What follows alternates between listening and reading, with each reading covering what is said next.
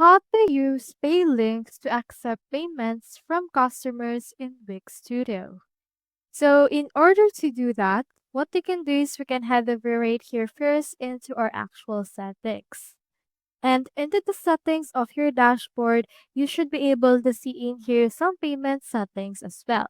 You can see in here this getting paid as well as this accept payment. Click onto this accept payments option right there. And then from in there, it should be able to open right here. Now, what we can do next is we can see in here this manual payments. Click on the disconnect option right there. And in here, you can just choose one of the following payment types. We have in here manual payment, cash payment, offline, as well as cash on delivery. For this one, I'll just choose in here manual payment. And in here, we will have in here this payment instructions. So for example, let's put in here, pay on this link.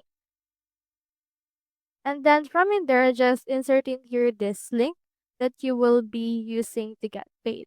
You can also click onto this insert link icon right here, put in here this text to display, put in here pay here, and then input right here the payment link that will be used.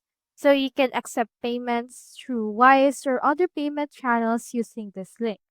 Click onto this check, and then from in there, you should be able to see it right here.